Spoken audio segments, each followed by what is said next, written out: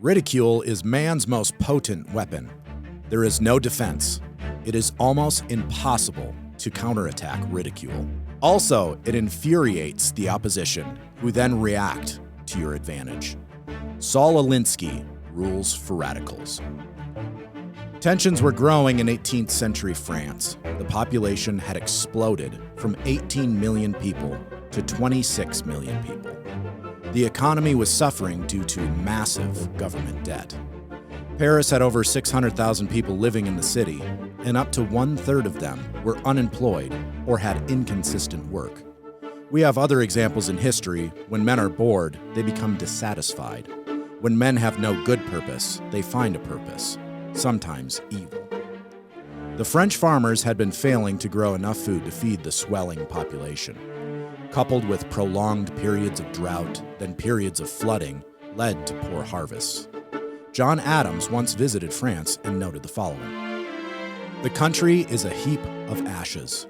Grass is scarcely to be seen, and all sorts of grain is short, thin, pale, and feeble, while the flax is quite dead. I pity this people from my soul. No green peas, no salad, no vegetables to be had upon the road, and the sky is still as clear, dry, and cold as ever. The flocks of sheep and herds of cattle stalk about the fields like droves of walking skeletons. As a consequence of the increase in demand and in the decrease in supply, food prices rose by 65% between 1770 and 1790, but wages increased by only 22%. Poor harvests throughout the 1780s culminated in the most severe winter for decades in 1788 and 89. The farmers had nothing to sell, and the urbanites' purchasing power had collapsed. The only people during this time to find fertile soil were the propagandists. They blamed price increases on the government failing to prevent profiteering.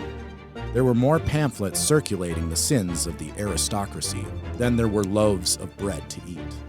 But due to the fact that many lower-income people could not read, the most effective propaganda to incite revolution was the caricatures of the politicians and aristocrats.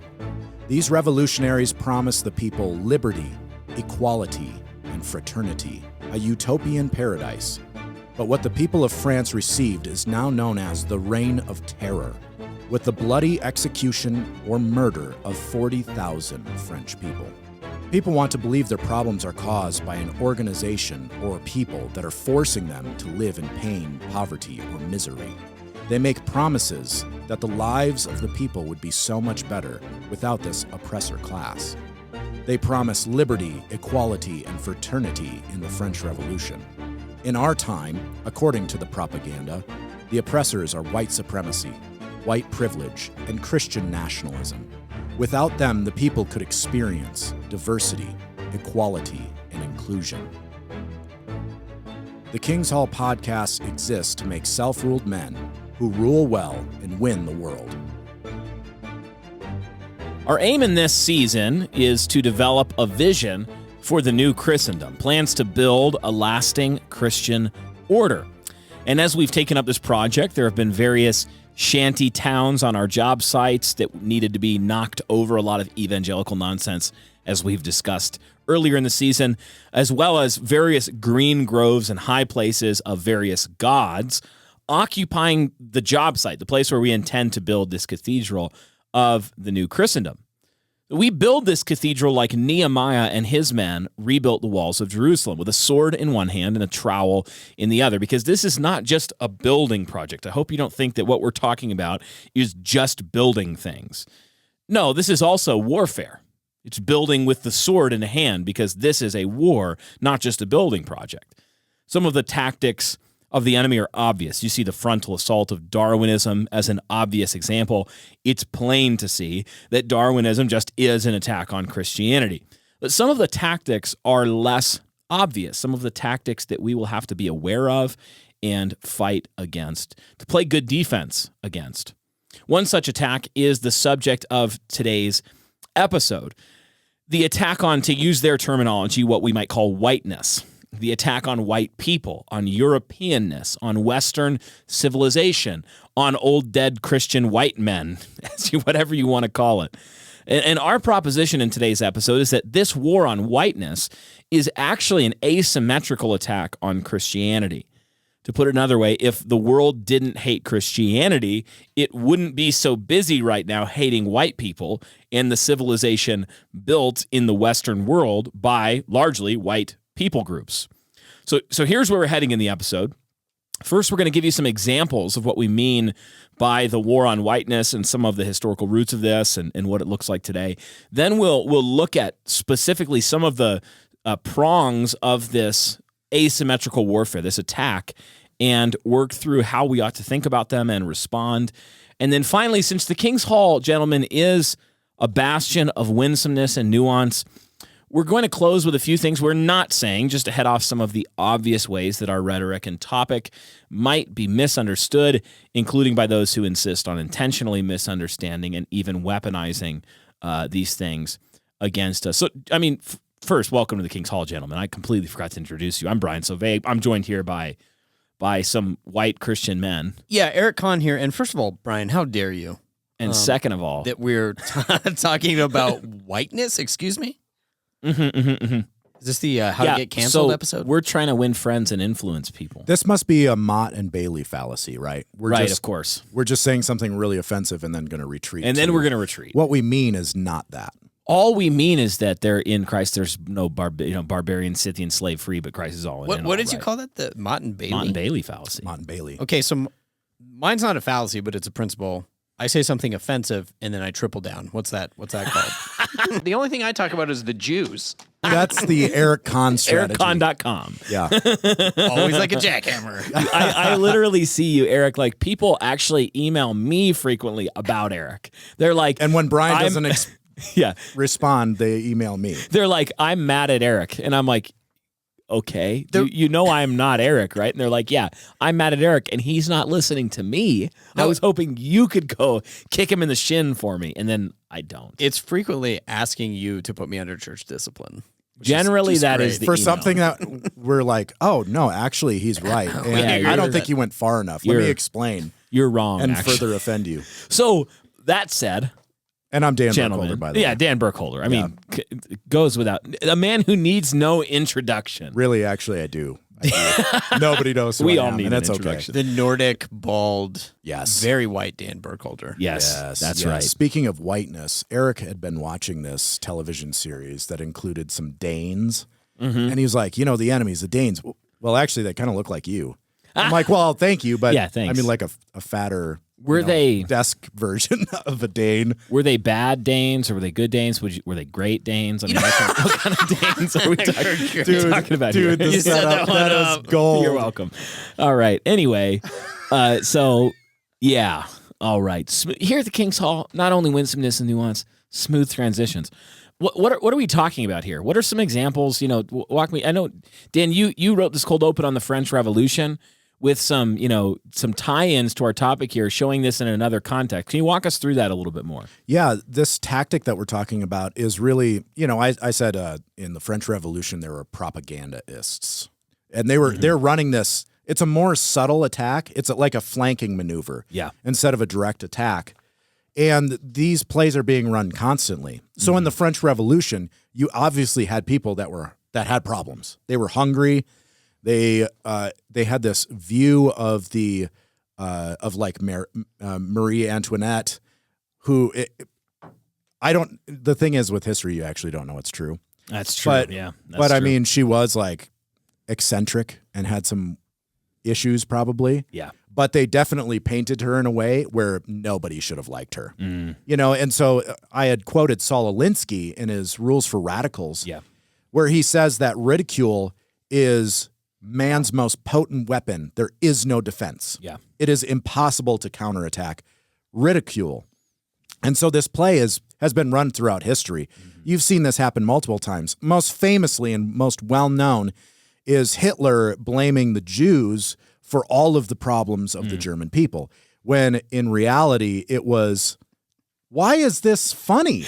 Just because Eric every episode is known for to be like, hey, I'm talking about this guy who was a Jew, and then he just moves on every time, and we're always like, the little yarmulke thing. Yeah. Anyway, Carry on, Dan. When in Carry on. reality, it was Allied forces that had Yeah. taxed the snot out of the Right, German people and just plunged them into poverty. But they found an oppressor class The Versailles Treaty, and yeah. were able to demonize a common enemy Yeah. and unite the people into a cause. Yeah. And so what I'm proposing is that similarly in the French Revolution, where you had massive government debt, you had rising prices, and the government is actually wicked. That's the thing. Yeah. Like, I'm sure that in the 18th century, the French government was actually wicked. Sure. But today we have a wicked government. They're stealing your money in the form of inflation. Prices are rising, and they need to have an enemy. That's not Right. them. That's not the government. They need to have an enemy. And so the attack right now is on whiteness. Even in recent history, you can see this. For the project of this season to be successful, the project of seeing a new Christendom built, there will need to be thousands and thousands of Christian men and women who are equipped to stand for the truth of Scripture against the errors of both the liberal church and the pagan culture. This is one reason we're so glad to be partnering with our sponsor for this season, Reformation Heritage Books. Reformation Heritage Books offers a large selection of helpful and theologically rigorous resources on everything from biblical theology to history to blue-collar family discipleship, the type of library and resources that could make the kind of men and women I just described, grounded in the rich heritage of the Reformed faith. We'd like to highlight one resource in particular, their Family Worship Bible Guide, that presents rich devotional thoughts on all 1,189 chapters of the Bible, including searching questions to promote conversation and to help you in leading your family in such a way as to say with Joshua, "As for me and my house, we will serve the Lord." Tap the link in the description of this episode to pick one up today. Yeah, so I was going to ask you, Dan, like today you mentioned that we have diversity, equity, and inclusion, sort of the three prongs of this progressive leftism. These are really borrowed from three terms in the French Revolution, which I think were... Liberté, égalité, fraternité. Yeah, and the amazing That thing was about Dan, this by the is... That was definitely not me. I refuse to speak French unless it's been anglicized. Brian is French. The Pope himself is French. Well, the Pope may be French, but Jesus is English. You're on. I am, depending on what I need to be. I had a complaint from a patron actually saying Yeah. that you speak too much French. You know what? Any French, I think, to a lot of people is too much French. I And would they have a Amen point. to that person. Freedom They fries. have a point. Freedom fries. Yeah. Yes. Do they want more Ojibwe? So what is your name? My name is Pardon? Was that what they were think- saying? You got I to go to think the that's after hours. exactly- Yeah, you got to get on Exactly. after hours for the Ojibwe. This person actually did ask if you had your computer up with Ojibwe words to just randomly Look, say. these He's lines are Ojibwe. agnash. Look. Nothing. No All Ojibwe. All No, Ojibwe. hey, lies. Lies. Propagandists. Anyway, what were we talking about? So, the these three terms, Yeah, yeah. the three terms. Yeah. and so, The principle, their utopian ideals. Yeah, and like really- if we can attain this, we'll all be happy. what's confusing about it is, so the ultimate goal, as you mentioned, is destroying the pillars of Christianity, which include family, self-governance, representative governance, that sort of thing. But they use words that seem really good. Like, who wouldn't want freedom? Yeah. But they mean something completely contrary to what we as Christians would define freedom as. This gets adopted today, diversity, equity, and inclusion. Yeah. And one of the things that we talk about with equity is actually this gross perversion of racism through things like critical race theory, wokeness, white fragility, the book, that sort of nomenclature, Black Lives Matter. It's really just meant to divide and destroy America so that the elites can make a power grab. It's, Correct. yeah. Their definitions are different. Yeah. What And did what you say? What did you say about the French Revolution? Like they promised freedom, liberty, and what was it? Fraternity. Yeah, Fraternity, yeah. and instead they got the guillotine. Yeah, that's right. just a bloodbath. That's right. And what this is fundamentally is a power play where you have a kingdom that is attempting to consolidate power and defeat an enemy. And our proposition is that enemy has always been Christianity. and truly Christian culture. If you look at the enemy, the way that the French Revolution framed their enemies, it ultimately was the war of a different religion against Christian faith and Christian society. I know that we're going to have a period at the end of this podcast where we're saying, this is not what we're saying. Yeah. But I'm just going to front load it right here because one of the things I hear when we're talking like this is that, these Christians, they just have a persecution complex. Oh, sure. Like they just think they're being persecuted all the time. And what I'm saying is no, that's not what I'm saying, that we're being persecuted. We are being played by an enemy. We're at war. And so the enemy is running some sort of measure. They're trying to take some sort of ground. Yeah. They're trying to fortify certain defenses. And what we're trying to do is head that off in a countermeasure, in sorties and different attacks to make sure that our people aren't actually persuaded by the propaganda of the enemy. Yeah. So it's not a persecution thing. It is definitely countermeasures in war. Yeah, we're saying we're at war. We're trying to win. Like Christianity is trying to conquer the world. That's the thing. So no Mott and Bailey there either. No, totally. It is world domination. Yeah, every knee will bow. We're trying to see the nations converted, baptized, discipled, and instructed. So it's like, we're going out. That's what we're openly trying to do, right? And in the West, particularly in countries that were European, Western Christendom, you saw the peak of success in this mission. Like you saw basically whole societies that were self-described. They were Christian societies. They're like, we're Christians. Our law is Christian law. Our rulers are Christian rulers. You have to be a Christian to be a ruler. All of that's true. And so as a way of counterattacking Christendom, the other team will always attempt lots of different strategies to try to undermine, grab power, consolidate, divide, and conquer. And what we're saying is that some of the same tactics that were used in the French Revolution to demonize the enemies of this revolution are analogous to the tactics that are being used right now to wage war on this quote-unquote whiteness, white culture. And our proposition is that that's actually just a proxy war for Christianity. They're just they hate Christianity is the reason that they ultimately are at war with whiteness. If Christendom had developed in Africa and we had everything inverted, the war would also be inverted. It would be over blackness, but it's right? not. But it's not. It's historically, we're talking about Western Christendom. So we're talking about a culture that was built by Christianity, Western civilization, and that culture was very white. A lot of it was very white. And so we've seen in hatred of that, they'll attack whiteness as a proxy. Yeah, so we've seen a lot of rise of this since the 1970s in America. The left movement has changed, been on campuses, all sorts of stuff like that. But really what it is, fomenting hatred among different people groups, particularly in America. We see the white-black thing. You can talk about BLM. I'm sure we'll get into and also, status. Being the host of the Hard Men podcast, you talk about masculinity, and that's another attack. Right. Well, in particular, like I remember the BLM thing during I became really aware of it in like 2020 when all that stuff was going on in the rioting. And I just went to their website and I was like, what is Black Lives Matter?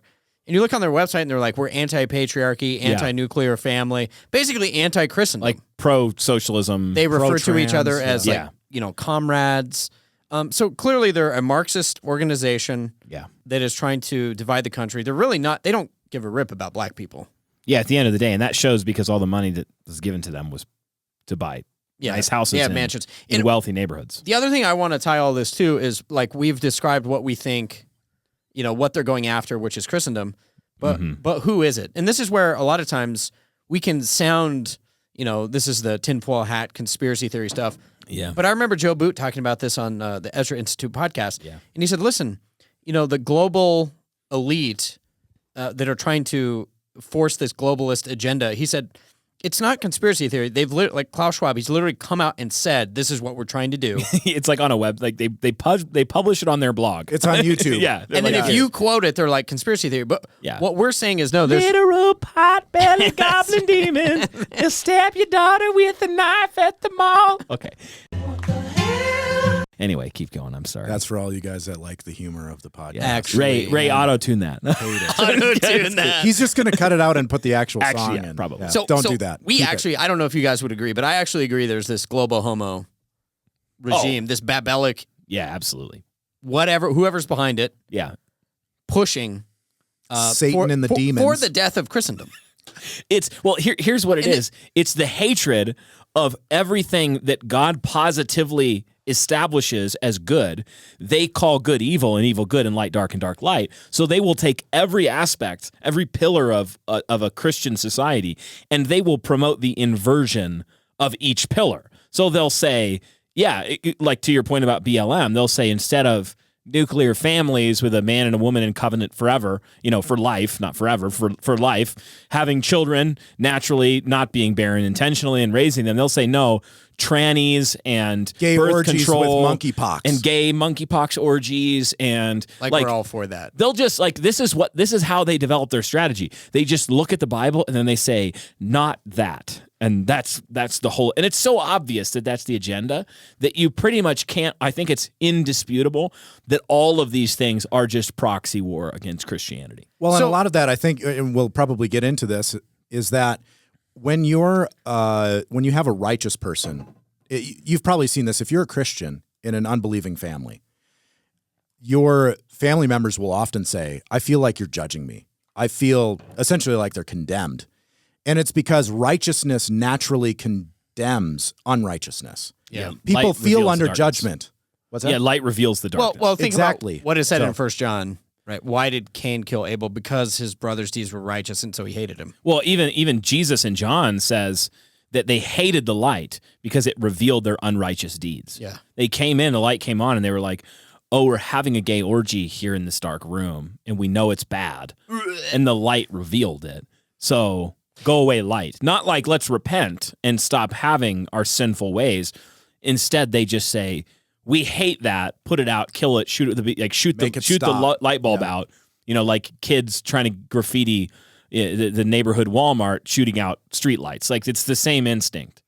Yeah. So one of the questions I want to ask, Dan, you were talking about this too, and it made me think what's happening in our country because of all this is that particularly white men are, white patriarchy is enemy number one. Mm-hmm. So if you're a white man, you're made to feel ashamed. We need to decolonize our bookshelves. We become, just the target for the left and for global homo, right?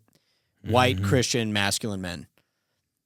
But we've also seen, I think, this has been unpopular for some and very popular for others. I think this is why you're seeing like White Boy Summer take off, because you've got a group of guys saying, I don't have to be ashamed because I'm white.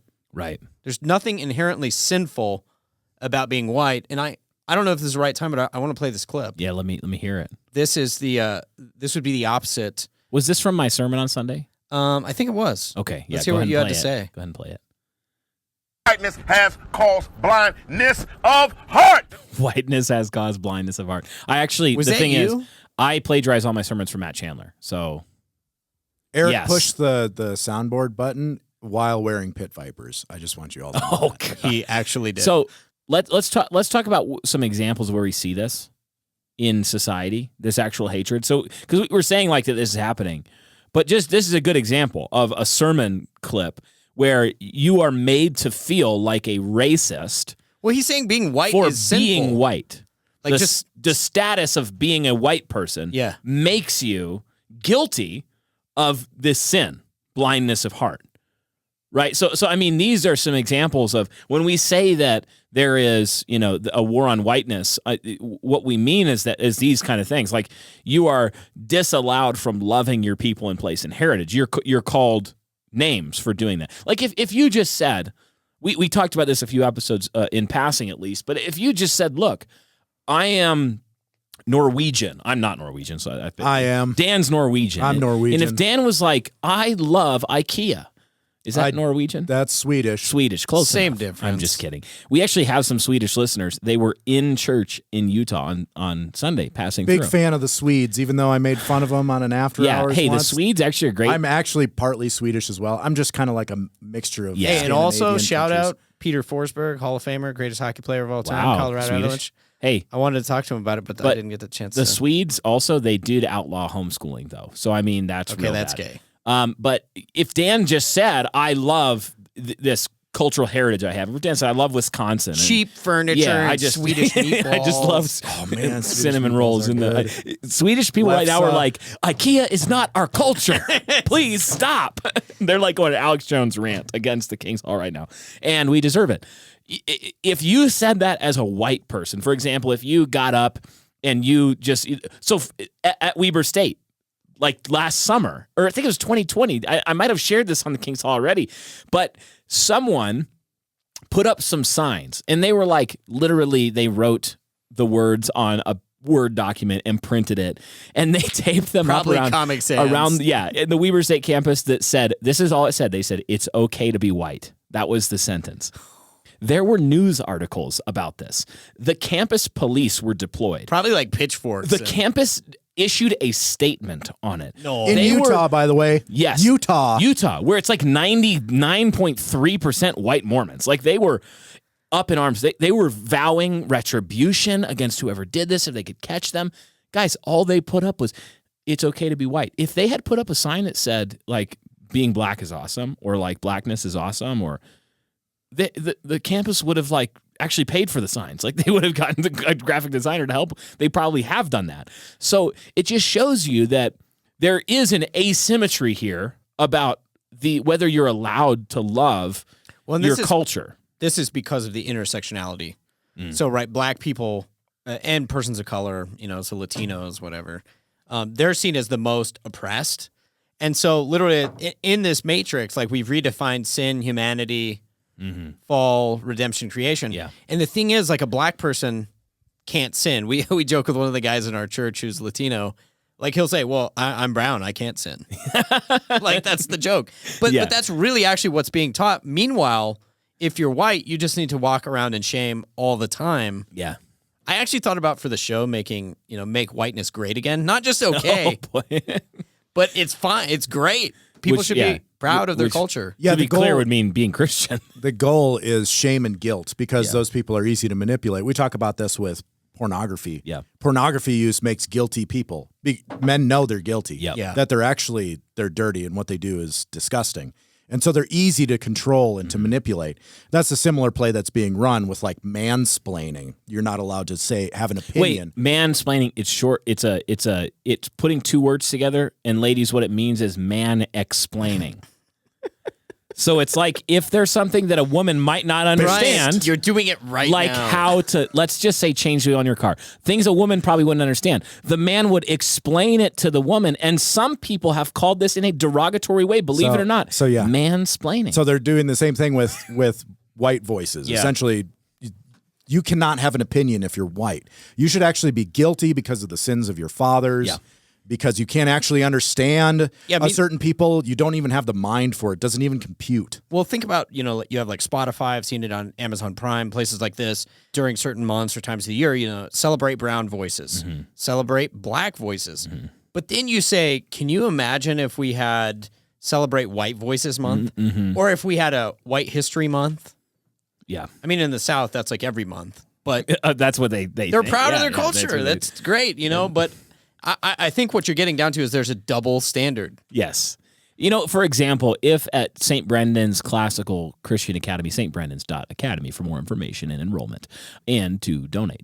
We are a nonprofit. So, come on. Help us educate people in the classical Western tradition. But let's say that we put on our enrollment documents, we're like, check your what race are you?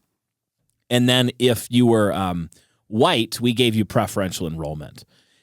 We would be sued if we did that. But if we did it where we had, preferential enrollment for black people, we would actually just be called Harvard. Like they would be. So affirmative action. So you have these discriminatory race quotas in workplaces and schooling, and actually they also are discriminatory against, like Asian cultures, and because Asian culture has produced extraordinarily high-performing academics. And so you can see where ridicule becomes really powerful at this point, because this is obvious to everyone. Yeah. It's obvious to everyone. So then knows this. That's where you get the people coming out of the woodwork saying, you're just saying that because, you've got it so rough because you're a white male and you get paid more than women and than minorities. And because your parents loved you and you had a dad Yeah. or whatever the ridicule is. That's the play then. Yeah. Well, and ultimately what we're talking about too is God constructed differences and differentiation in creation and culture. Yeah. Right? So you look at the glory of God's creation, Genesis 1, there's differentiation, and that's a beautiful thing. Men and women are different. Cultures are also different. And that can be a really beautiful thing. All cultures also have their, sins. Cretans happen to be liars, gluttons, whatever Paul said. Yeah, according to Paul. So, and I would say that every culture is kind of like that. We have our foibles, and we have the things that are really great and should be celebrated. But I think what we're taught in our culture is you're not allowed to notice. Right. You're not allowed to notice the distinctions. I remember a pastor in the Midwest saying one time, this is probably 5 years ago, but he said, this is such and such. He's one of the elders at our church, and he said, he's brilliant. And he goes, of course he is. He's a Jew. Jews are brilliant. And the thing is, when you look at them culturally, their intellect is amazing. Yeah. God has hardwired something into the Jewish mind that they are brilliant, typically tend to be brilliant people. Well, It's just 10 IQ points higher than the average Is person. it a sin to notice those things? Yeah. Or culturally, European culture would be specifically one thing. Black culture, same thing. Yeah, and even there's a great book that I would recommend reading on this subject. It's not on this subject exactly. It's called Albion's Seed, and it's tracing 4 British folkways and how they influenced essentially the cultural milieu of different parts of America in its founding.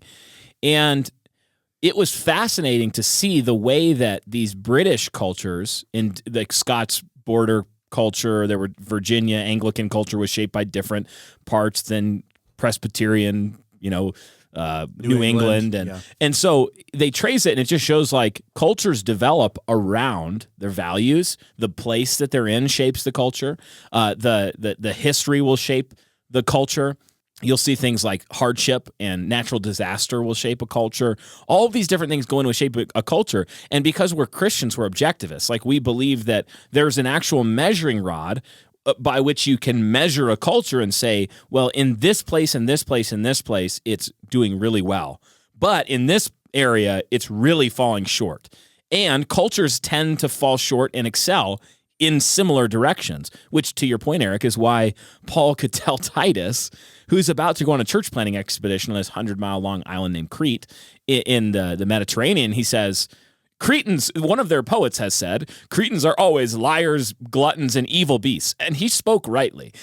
Like, Paul was totally fine with generalization. Jesus was totally fine with generalization.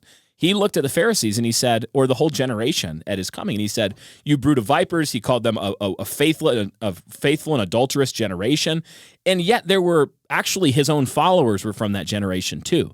So clearly Jesus wasn't saying every member of the category was faithless, nor is Paul saying every Cretan literally is a glutton or a beast.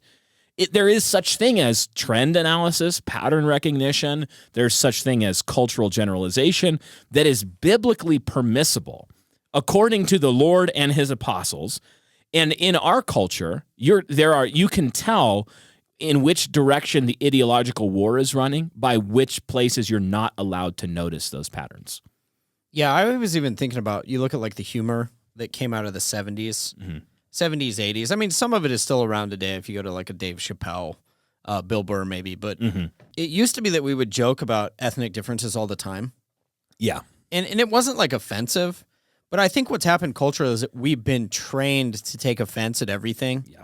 Where even I, like somebody will say something and you'll immediately, your knee jerk is to be offended. Yeah. And then you stop and you say, well, why? Why am I offended by that? Yeah. Well, it's like you can make fun of your own family and be like, yeah, we're really loud. When we play card games or whatever, it's like hard to get a word in edgewise, and you make fun of your family. And it's like generally true that that's the case. And it's just like you're laughing. You're not taking yourself so seriously. And you can tell where the ideological fronts are in a court, like by noticing where you're not allowed to laugh, like where you're no longer allowed to tell a joke. When Dave Chappelle gets up and tells a joke about transgenderism, and the entire world comes together to try and end his career, which is hilarious because he doesn't care, and they can't end his career because he'll just keep making videos and And publish it them himself. turns out to be the best special Netflix has ever and then it's like had, the most profitable, so viewership-wise, capitalism wins. And That's really interesting because you've seen other people say things that are true, and then the ire of the public comes down on them, and they apologize for it. yes, And that's when I think that's lose. when you've already lost. Yeah. If you apologize, like J.K. Rowling did this. oh yeah, Once she caved, she was dead was in the over. water. Yeah. I feel like the people, if you're going to do it, you need to lean into it, lean into the buzzsaw, and just not care. Yeah, Drew Brees did that as well. oh yeah, he apologized. Yeah, Even even I've seen people like rappers. I mean, it said to Snoop Dogg, you said derogatory things about women. Do you want to take it back? And he was like, nope. And, and they No. immediately left him alone. It was like, Yeah. okay, They're like, well, we can't get this guy, so I mean, we're just gonna ignore him. yeah. So let's talk about let's name some of the prongs in this war, like, and how they and how we should be thinking through and handling them. I think it would be helpful, so we can kind of give a name to things that I think a lot of people are feeling. Maybe our listeners are like, yeah, I get what you're saying, and I intuitively understand that this is happening. But what are the plays that are being run? So one of them would be that they'll try to make you feel shame where you ought to actually feel honor, and they'll try to make you despise what you actually ought to love. So what do we mean by that? What does that look like? Yeah, you brought up Nehemiah in the introduction. Yeah. Nehemiah and Sanballat. Mm-hmm. And I had printed this off ahead of time. I didn't know you were actually going to talk about it. But what is happening are the Jews are trying to rebuild the wall in Jerusalem. Yeah. They had the sword and everything like that. Well, Sanballat heard that they were building the wall, and he was angry, greatly enraged, and jeered at the Jews. And he's now launches this propaganda against them, trying to discourage them from their work, making them try to feel shame at what they're actually doing. He says, what are these feeble Jews doing? Will they restore it for themselves? Will they sacrifice? Will they finish it in a day? Will they revive the stones out of the heaps of rubbish, and the burned ones at that? Yes. What are they building? If a fox goes up, he will break down their stone wall.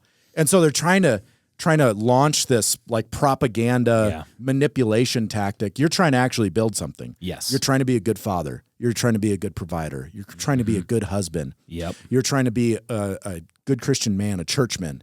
And all around you, the enemy is trying to make you feel shame, actually, at all of those things. Yeah, they'll say, oh, you built an inheritance for your children's children.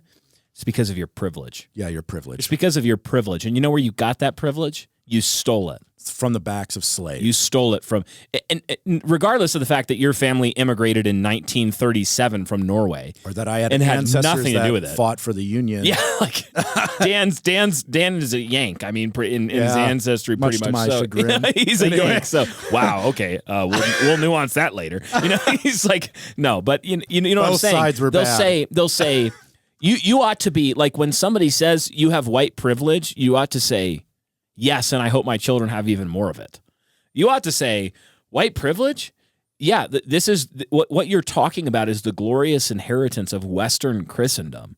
And we're in the ruins of it right now, but I fully intend to rebuild it again and give my kids even more of it. Don't you want your kids to have privilege too? Like, they'll want you to be ashamed of what you actually ought to be thankful for. Yeah, I think a big part of it, too, is a violation of the fifth commandment. They're trying to get you patriarchy, father rule, and then patriotism, love of the fatherland. So much of it is wanting us to hate what our fathers built. Yeah. Now, one of the things when you look back on fathers, surely you should repent of their sins, but you have to look at the whole picture. Even in America, I know this would be wildly unpopular, but you look at even the Native Americans. And you'll watch like Dances with Wolves, and it's like they were wonderful people who built dream catchers and also happened to be butchering white people. Peace with when they in war, you'd have like the Cherokees literally like flaying their enemies alive while they're tied to a tree. Yeah, and there's there was sin on both sides. Brutality has escalated. Things that we would say not good, and that's fine for us to say, hey, we repent of that. And yet, on the whole, we can look at the American project and the Puritan influence and the freedoms and the lifestyle that we've been able to enjoy as the fruit of their work. Yeah. And we don't have to hate our fathers. In fact, it would be sinful for us to do so. Yeah. Yeah, we should be willing to say, to do a sober assessment of our families and a sober assessment of our cultures, a sober assessment of our peoples. Be able to do a sober assessment even of things like the first Christendom and recognize, well, yeah, there was some sin there. And we're going to objectively and ruthlessly even measure that against the canon. Canon is a word that just means reed. It's like a measuring reed. It's a ruler. So we're going to measure it against the ruler of God's word, right? That's what we're going to do. And then we're going to say, our fathers were imperfect men. Our fathers were sinners. And yet our fathers were Christian men. Our fathers gave us this inheritance. They would actually want us, especially now from the great cloud of witnesses, our Father would want us to walk in further holiness and to continue to reform according to the scriptures. And against that, one of the other prongs of the attack that you'll see is that they'll try to obscure and dismiss the glories of a culture or a people by pointing and magnifying the sins. So they don't want you to do that. They don't want you to look at it and say, there were sins, and we're going to make eye contact with them, and we're going to damn the sins. And also, we're going to be thankful for the glories. Christendom Bible College offers a one-year certificate in the humanities for students who intend to pursue a degree, or for students who prefer to begin their chosen occupations upon completion of our program. Older students who never attended college or who went to a college where the humanities were less robust will also find our program stimulating and suitable. Located steps from the Ohio River in the town of New Richmond, we're unaccredited in order to remain free to teach as our biblically minded consciences demand. As servants of Christ, we won't wear the yoke of the woke. Instead, we stand on the shoulders of Christianity's giants, not to stew in nostalgia, but to see through the culture war's fog to the glorious days of a Christendom still to be built. Our exceptional faculty are committed to the historic, biblical foundations of our faith. Come be a part of Christendom Bible College. Visit us on the web at christendombiblecollege.org to learn more. While there, be sure to sign up for our email updates and receive your free 3-chapter excerpt of our very own Dr. Frank J. Smith's new book, Race, Church, and Society. Just like any human life, there's sanctification. Cultures are sanctified too. So it's like they don't want you to do that. What they want to do is magnify all of the sins of Christendom. And this, again, looks in this asymmetrical warfare, magnifying the sins of whiteness and Europeanness and Western Europeanness and all these things. And then they actually go and they downplay the glories, but then they also magnify and they make utopian fables out of non-Christian so cultures. It's like the Black Panther. Exactly. Like they'll say, in Africa, the tribes were... Before white people got there. Before white people came with Christianity, it was just this utopian society, same with Native Americans. And the reality is that's all nonsense. Human beings, since the fall, create bloodthirsty, evil cultures without the influence of Christ. That's what we do. There is no culture over a long enough time horizon that you can look at without Christ that is not a terrible place to be. I mean, and I'm not overstating it. No. You can look on any continent, at any people group, and this whole myth of the noble savage, it's Rousseauian romantic idealism. It's complete nonsense. It's garbage. It's not rooted in any fact. No, it's completely fabricated based on the presuppositions of ideology that are guiding it, which are anti-Christian ideology. And that's the motive that we need to be trained to see when we see that, is not just to go, oh, they're romanticizing this, tribal culture or this native culture. You need to see, no, they're hating Christianity. Because what they're trying to say is, before Christian influence, there was utopia. Christianity is what destroyed it. Yeah, and I think, we talked with Chalk Knox about this, his, give me the black church or I die. Yeah. He has a real love for the black church and the black people and wants to see them flourish. And we say that's okay. And then you go to white. If you said that about white culture.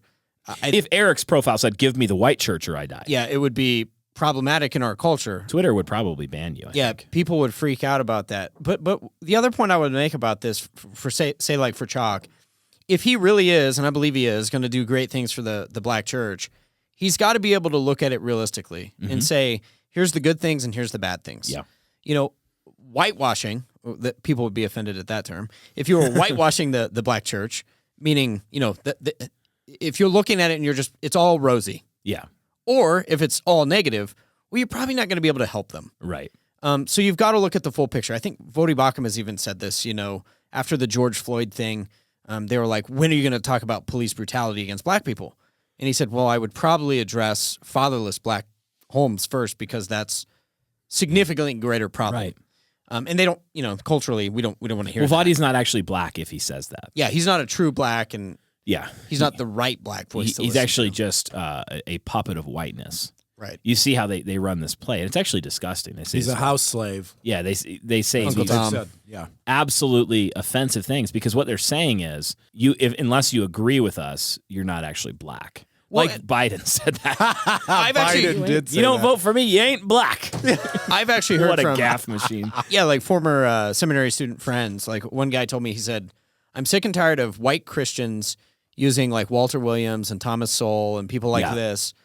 They don't represent black communities. They believe in math and economics. And I was like, well, who gets to determine that? Yeah. Yeah. Like, who gets to determine which black voices? Because it's really not even consistent. Yeah, that's right. There's a lot of black conservatives who don't agree with wokeness. Yes. And the thing is, if you are trying to dismiss all of the glories of any culture by basically weaponizing their sins, you can do it with any culture. Because, again, human beings are sinful. You put a lot of them together, it doesn't cancel out. It's not like two negatives multiplying. It actually exponentially magnifies the sin. The more people you get in there, they all start piling up their sins and sinning because the other person sinned at them, so they sin back, and then they sin back because they sinned at the sinning back. And it's just like, that's human culture apart from Christ. One thing we talked about before we rolled the recording for this episode is that what this does is it obscures some of the peculiar glories of Western Christendom, things like wherever Christianity has gone, women and children have actually, the plight of women and children has exponentially improved. Even atheists like Tom Holland, historian Tom Holland, wrote a book about this recently. Can't remember the title, but he wrote a book about this recently.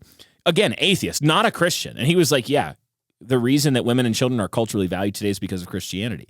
And places where Christianity hasn't gone, women and children are not culturally valued the same place. Would you like to go live in a predominantly Muslim culture if you're a woman? Nope. No. Absolutely not. No, I think I've mentioned it before too, but this is a book by Alvin Schmidt. It's called How Christianity Changed the World. Talks about what's been done for human rights. I don't necessarily agree with that term, but, as we understand it, better for the liberty of human beings, better for women, healthcare, hospitals, things like that, technology. So much of the things that we appreciate in the West as providing our quality of life come directly from Christianity, including science. It's been distorted and twisted and hijacked, but science is a predominantly Christian endeavor. Yeah, which is why you see even things like math and analytical reasoning being attributed to whiteness. Yeah. Thinking, like in some of these race sensitivity trainings in workplaces and schools, you look at the slides that leak out. People go, I was made to look at this or to sit through this class, and it'll be like examples of white supremacy, and it'll be like analytical reasoning, insistence upon logic, like the use of math. And what that, again, asymmetrical warfare against Christianity, that's what's happening. Because the Christian worldview is what gave the only foundation presuppositionally for things like logic, reason, and math and science to cohere and to actually work. You would not have the scientific revolution happen in a non-Christian culture. It simply would not happen. The book, by the way, was Dominion, how the Christian Revolution remade the world by Tom Holland. But Tom Holland, talking about the same thing, it sounds like this Schmidt book was talking about. And I think this is one reason why you mentioned this. I think why you see a lot of professors who are like, oh, math is racist. I think they're probably recognizing a historical reality that it's been a lot of white people who develop math. Every now and then you'll hear the argument that the genius of math really comes from Muslims. Yeah, the Arabic world. The Arabic world. But predominantly people, I mean, I've even heard feminists who are like, all the great inventions are men, and it pisses me off, and they're all white. Yeah. But there's a lot of fact there. And what that is, again, like the one error that you could make would be to go that it is because of some intrinsic genetic superiority of whiteness that, we're like, that just produces math. And Well, what we're saying is that actually these things are the result of Christianity in history. That's the result. And the downstream effects are the fruit of that tree. The fruit of people thinking as you have to think if you're going to... Like, to be a scientist, you have to believe that the world is orderly and knowable, that it's not continually changing. You have to believe that your senses accurately portray that reality to you. You have to operate on 20 or 30 presuppositions before you have breakfast if you want to do any kind of science, and those are Christian presuppositions. Well, and this kind of goes to the last point I think that we're talking about today, but what happens if you say you had like a love for just ethnic whiteness apart from Christianity? Well, you get things like Nazi Germany. Yeah, really bad. You get Old Norse paganism. Yeah. You get the Germanic pagans that Boniface encountered. That's correct. Yeah. Or you get a lot of Asian cultures. Yeah, exactly. Where you have certain countries, certain nationalities that are absolutely despised because of genetic superiority, just pure genetic superiority. And so, and there's history there. Yeah. Well, yeah, you can look at things like even the Chinese with the Uyghurs, and it's like, yeah, that's not cool. Yeah, if you go, see, this is the thing. People want to say, or they want to pretend even that when as they're magnifying the sins of Western Christendom, they'll also want to make those sins peculiar to Western Christendom. Things like slavery, the transatlantic slave trade, and these things. The reality is the entire world was dominated for millennia by slave trading, warring, warlording. Including by black people. Including by black people, including by Asian people. Asian peoples enslaved other Asian peoples. Native Americans enslaved other Native Americans. Africans enslaved other white people enslaved other white people even. You go through the history of the world, and when you're not running it through this sieve of anti-Christian propagandist revisionist history, well, then you'll notice that sin actually tends to happen everywhere where people are enslaved to sin and not Christians. Yeah, and you've also got to look at the whole picture too. What we've been saying before, and you look at it and you say, well, it's also white Christendom and William Wilberforce and people like this who put an end to it for the first time really in world history. Yeah, and set a tone for the rest of the world that was a good thing. Yeah, that's right. So yeah, don't just really what we're getting into is the sin of partiality. Yeah. Right. So one of the things that James says is that we're not supposed to treat the rich preferentially. Mm-hmm. We're also not supposed to treat the poor preferentially. Mm-hmm. So it can actually cut both ways. Mm-hmm. And affirmative action being one of the ways that it cuts the opposite direction. Yeah. You're still showing partiality. Yes.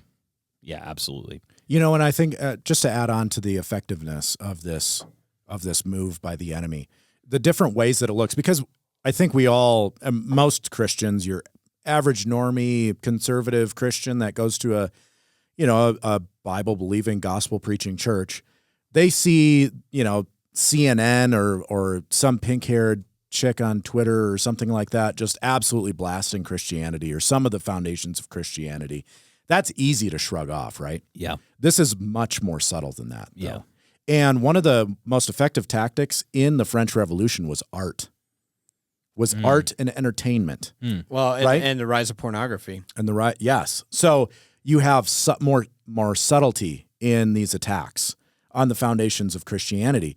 And so things like, Brian, you've talked about this before with Netflix and with your entertainment choices. You're actually being catechized constantly. And so it's much more subtle. The other thing, so you have entertainment, the way different enslavements of your passions, but you also have enemies on the inside.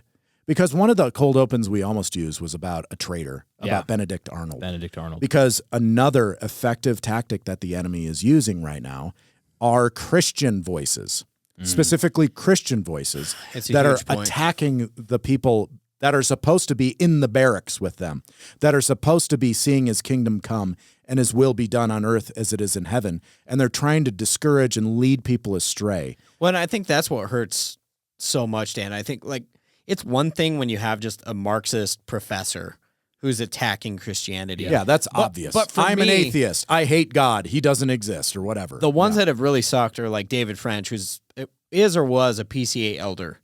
And it's like, you look at what this guy writes, and you're like, how is this guy not under church discipline? Right. I mean, he's lying about Christianity and spewing all this stuff, which basically it gets to this issue of you're continually, especially as an American white Christian man, you're continually being shamed simply for who you are because of the color of your skin, because of your Christianity. Yeah, people that are supposed to be identifying with you in your culture are discouraging you and disparaging. I think, and that's why the reverse too, though, of why, if there's just a few of them, but if you have voices like Jordan Peterson, or if you have voices like Doug Wilson, so many people have rallied to them because they're like, this guy's he's actually running cover for us. Yeah. Like, they're defending us and saying, no, there's nothing to be ashamed of here. Yeah, yeah. And it, like you've said in conversations before, Eric, when people complain about the popularity of Jordan Peterson, you're like, yeah, why did he have to be the one that was saying these things? It shouldn't have been an atheistic psychologist. Yeah, it shouldn't have been a Jungian. It should have been Christian. This message should have so saturated pulpits that Jordan Peterson would have said it and people would have been like, duh, like, okay, Canadian guy. Like, okay, whatever. You've got the basics. Good job. Yeah, good job. Like slow clap. Yeah, you've graduated first grade of anthropology. And I think what we've seen is prominent voices within conservatism where there was a real betrayal. You had, guys like Mark Dever, Al Mohler, that forever it was like, these are the bastions of Christian conservatism. Al Mohler has a conservative radio show, and yet he's like either won't say anything or goes soft on wokeness. You have Mark Dever echoing very similar sentiments where it's like, well, if you're a black in America, you can't go anywhere without having to lock your door and being looked over 3 times by the police. And I'm like, well, the reality is, Brian, I think you had a story of a white lady. Yeah, there was a story. I was trying to look at, like, again, those things you're not allowed to notice. And there was a story of, this is a story that a woman shared on Quora, which is like people can ask questions if you're not familiar with it and you can answer. And this woman she lived in New Orleans about just over 10 years ago. She was, had been there for years. It was her place. She's a white lady. Totally comfortable. Yeah, white lady. And she was just out on the sidewalk somewhere in New Orleans, and she was calling a taxi, and it was a Friday, so it was taking a while to get there.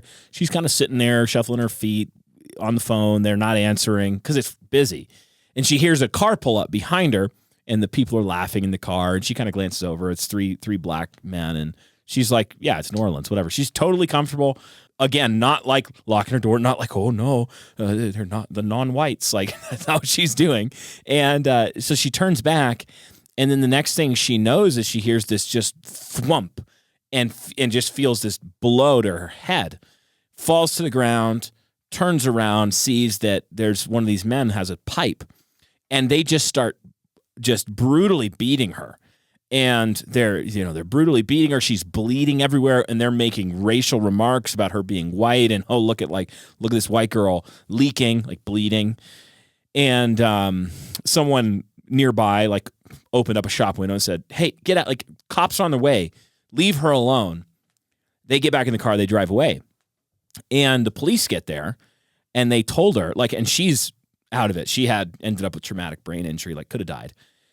And the police told her, yeah, this is the third time this week that we've had this this kind of thing happen, this targeted crime against someone for just being a white person by probably the same men. So she's there. They're waiting for the medical people to get there, and the car drives by with the men in it who just committed this crime. And the onlookers who witnessed it were like, "That's them, officers. That's them." And they don't do anything. And she's like, what's going on? Or they're like, what are you doing? They're like, oh, by the time we get to the vehicle, to our car, our patrol car, they're going to be long gone.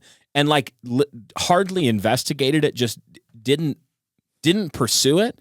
And so here you have an example of a 100% racially motivated crime that doesn't fit the narrative. And there's so much fear, I think, even in certain corners of policing now, there's fear. We've talked to officers who have been in our church even, and fear of being the next headline for just trying to be a peace officer.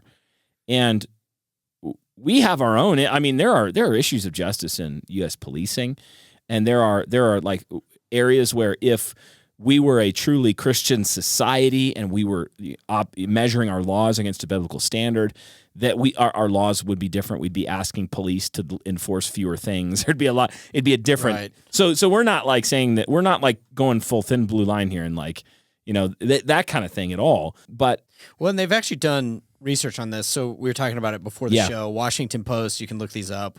We may even include them in the show notes. Washington Post, Manhattan Institute. There's a lot of research out there that actually the opposite proves true, that police officers are actually more reticent, more hesitant to shoot a black person than they are a white person because of everything that you've said. Yeah. And I think the overall point, without going into too many details on some of these things, is that a lot of the narratives simply don't hold up to the facts. right. So we're being told that, blacks are being targeted all across the country, blah, blah, blah. And there are lots of rates of incarceration. They also commit a higher percentage of crimes, et cetera. And there are all sorts of sociological and historical reasons why those things are true. are the Tons of case. reasons. Even Albion Seed, that book, I think there's some really interesting cultural analysis that happens in that book as he's tracing like some of the roots of this culture. And some of it actually came from, according to his thesis, some of the dysfunction in like inner city black communities today actually is almost exactly analogous to highly dysfunctional white cultures in the Scottish border country. Wasn't this the same in Thomas Sowell's White rednecks and what is it? Black Black rednecks. rednecks and White liberals. Yeah, that book. He talks about this too. Yeah, he does. Where some of the so we assume certain things about like where this comes from, and actually a lot of it literally came from certain types of We white even culture. see that in Hillbilly Elegy, where he talks about, he says, I noticed that like the black ghetto culture and white ghetto culture in Appalachia were like identical. Yeah, they were the same. So there's something there. It wasn't racial. It's not whiteness for blackness. There's something that's historically and culturally happened. And what we're saying, again, to like be relentlessly obvious, is that what we're telling you, listener, is that what makes a dysfunctional culture is not Christianity. And what makes a functional culture is Christianity. And so when you trace these things, when you find a dysfunctional culture, whether it's a white culture, a black culture, or some other color, what you're going to find is that somewhere baked into that culture, there is disobedience to God's law. That is on a systemic absolute level. truth. It's absolute truth. That's what you're going to find. Whether in sins committed or sins committed against, you're going to find it's so obvious. It's like, this is like crayon level theology. It's so obvious. But what happens in this asymmetrical warfare against Christianity through the proxy of whiteness is that really obvious things become highly controversial and become the battleground of epic proportions, because you're not allowed to say obvious things anymore that don't fit the narrative. I mean, that's like one of the best tools that Satan has, right? Yeah. When he's talking to Eve, so did God really say? And then twists words, nuances things. And I think it really is a good point that if we want to be effective in our ministries, I've seen this on Twitter, it's a lot of times it's just saying the obvious things that you're not allowed to say, the taboo, but you need to hammer those anyway. Right. So, it may be sexual, it may be on this issue of racial, cultural, religious distinctions. But I think the worst thing we can do is give in. Yeah, and or play just, the PC game with them. Fearfully keep silent. Because I think a lot of Christian pastors have been like, I've heard this a lot actually, is like a lot of these guys you're attacking, like in the closet, they're a conservative. They're just trying to appease their liberal congregations. You're like, well, I don't care. We've all read the story before where you have the good king who has good intentions, and he has the general or the advisor that is a snake. He's actually a snake. Yeah. He appears like he's on your side, and everybody would speak well of him, but behind closed doors, he's whispering into the king's ear. And you hate him more than you do the enemy. This is why Benedict Arnold is such a good. Benedict Arnold fought for the Continental Army with distinction. Yeah. He became a brigadier general in the army by George Washington, recognized, fully trusted.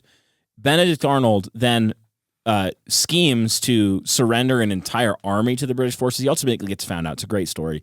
And then he goes and becomes an officer in the British Army and goes and fights for the other team. And it's like, there was a period of time, though, where he fully knew in his own heart which team he played for, and he pretended to play. That's what's so gross about this stuff, is that, like Andrew Isker said in last episode, he talked about the guys who just it's okay for them to keep their head down and plunder the Egyptians and work for, they're a Walmart exec or whatever, and they laugh in their head at the trainings they're made to undergo and all these things. But they plunder the Egyptians. They work heartily as for the Lord, just like the Christians who worked in Caesar's household, that kind of situation, Cornelius.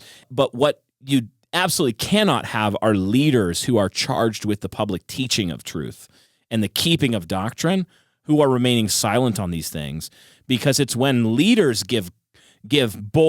when they lead the charge with boldness against the places the enemies are attacking, that's what actually then provides cover and safety for the people behind them. Maybe they'll say things like, obedience to God can be shrouded as, oh man, what did Keller say? What is it? That obedience to God can be shrouded as, I can't remember It's like now. a cover for disobedience. Yeah, as a cover for disobedience. Yeah, like scrupulous law keeping can be the most unrighteous thing. Like, and you're like, Tim Keller, did you read that before you? There's no edit button, right? Like, there's no edit button. You got to do it before you post. Well, clearly it's been a minute since I've read it too, so I probably absolutely butchered it. So, gentlemen.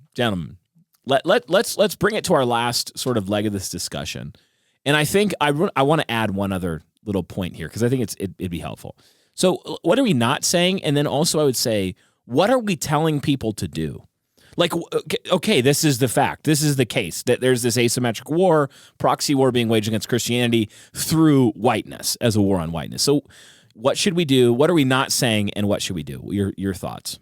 I'm actually going to start with the first one. Yeah. What you should do. And I think part of it is you should educate yourself and you should think deeply on these things. Mm-hmm. So there's a couple things that I would recommend if you're on Twitter and you're one of those people. Oh, man, it's evading my mind. Conceptual James. James Lindsay? Yeah, James Lindsay. There's a lot of people that you can follow that are unpacking the problems of wokeness. Yeah. Vodi Bakum has done this, some other people as well. I think I would start reading there, would be a really good place. Some of the other stuff that I would recommend would be like Eddie Schlebusch has a book, Assailing the Gates of Hell. That's a really short, quick read published by our good friend Zach Garris. That's really helpful on this issue. John Harris has some books that are written on this, social justice. He unpacks the French Revolution. Another short book, also Zach Garris' book. Love what they're doing. And then I would encourage people to read things like Pat Buchanan, Death of the West, so that you can really understand, like, this immigration question is not new, and there's an intentional effort to destroy white Christian culture by flooding America with immigrants from other cultures that are destructive to Christianity. And so that's something I think we should be concerned about. If you, again, educate yourself, read up on it, and you'll understand why this is a Marxist play to have open borders. Yeah. And again, we have a lot of people in Reformed Christendom. Peter Leithart was one who was like, open borders or gospel borders. You're wrong. I think that's a horrible thing, and I think that we need to be educated about it. So I would start there, start reading and engaging these issues. And here's the thing, you're going to have to go outside the mainstream.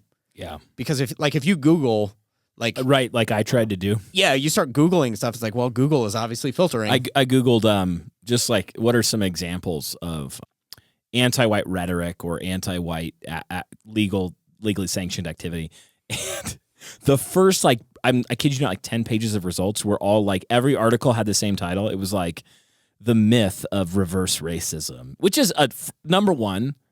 There is just racism. There's no reverse racism. It's just racism. But so I had to go on one of those like free thinker search engines, which you're all listening. You're probably like, yeah, you normie. Why are you still using Google? Because I'm Brave browser. Yeah, like what? I don't know these. I don't know. Yeah. But then all the results were like story after. They were what I was actually looking for.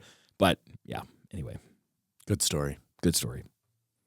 Yeah, so what should men do? What should people do in light of this information? Should I just carry on that? Yeah. So we talked about... well, they should buy pit vipers. I mean, let's be real.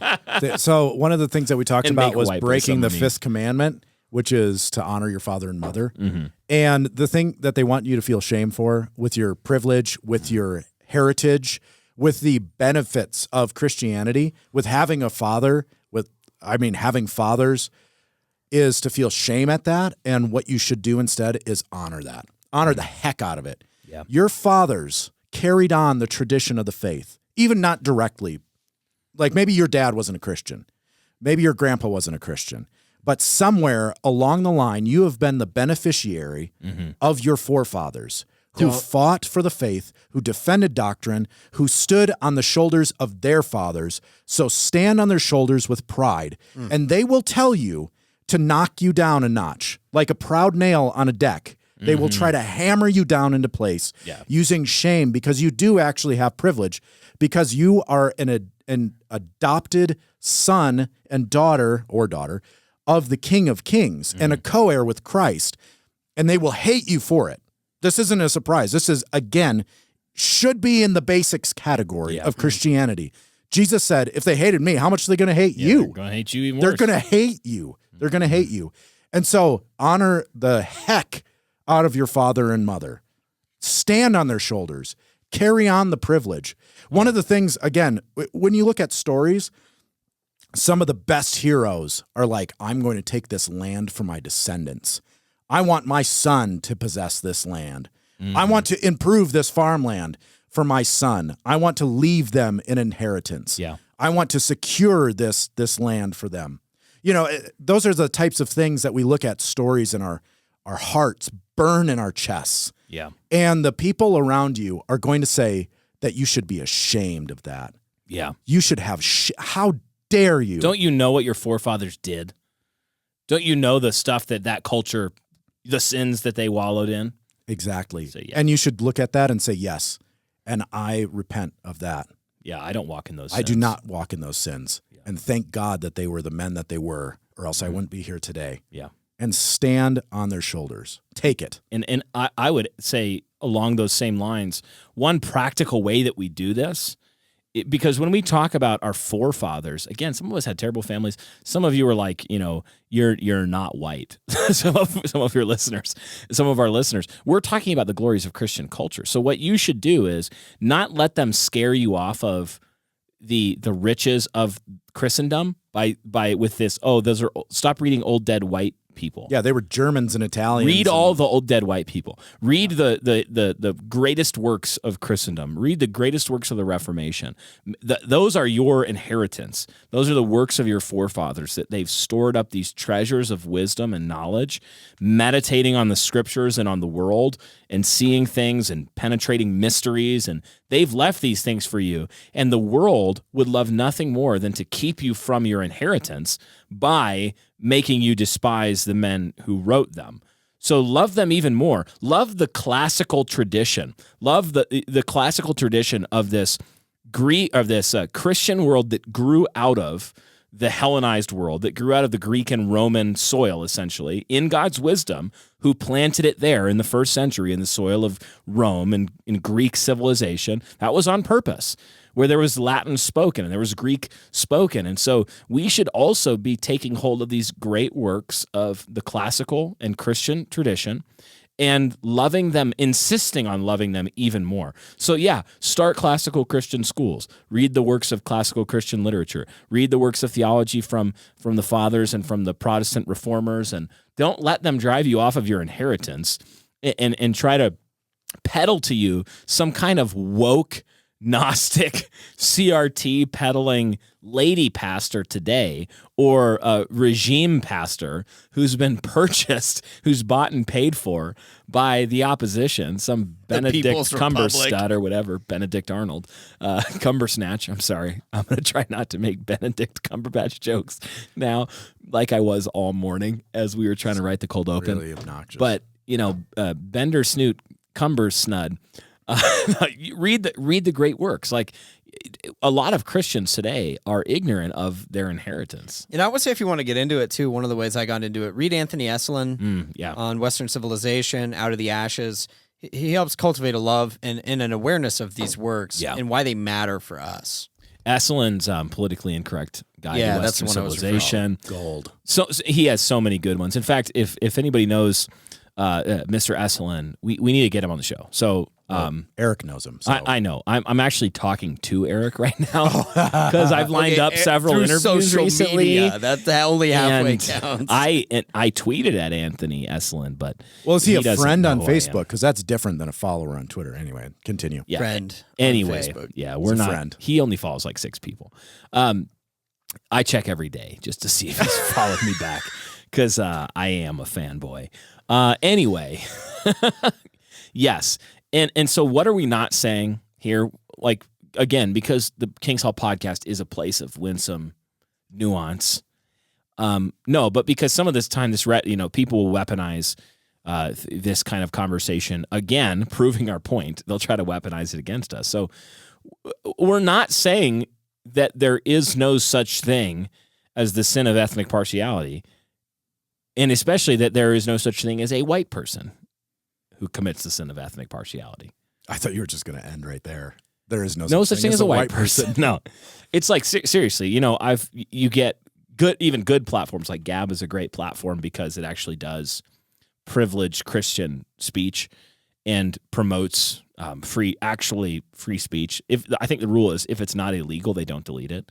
So it doesn't violate the law. Not illegal or porn. Which, amen. I'm glad that Torba does that because that is the correct policy, right? So, but there are guys on there who are genuinely, like in some of the comments on articles, I've gotten these atheist, skinhead types. Literally, I've had atheist skinheads like there who are just absolutely spewing some vileness on my Gab feed and whatever, and I block him or whatever. And I look at that and I go, "What a stupid sin." When I think, the people in the middle to left will look at people like us. They know that we don't believe it, but they want to lie and smear you. So, like, I've seen these terms like Christo-fascist. Oh yeah. I'm a Christo-fascist. That's what they'll accuse me of. Yeah. Or even I think Christian nationalism it's a funnier one because it's intended as an insult, and then you think about it, it's like, well, wouldn't you want a Christian nation? That's like calling me really handsome. Right? Yeah. Like, thank you. Why would that be such a bad thing? The look Dan just gave me. So the other thing that you always hear is, we're trying to raise the Klan. Right. We're not. We're Nazis. No. Yeah, we're against interracial marriage. We're not. No. We're not kinists. No, we're not. We're not formal kinists. You're just all these different kind of like ways that you can all the straw men. In fact, like we've even in our own church, we've corrected men who have promoted ideas that were contra-biblical. Like when we talk about, again, the thing we're locating as the key point is Christianity in producing the culture. Christianity that's lived in a robustly all of Christ for all of life sort of way.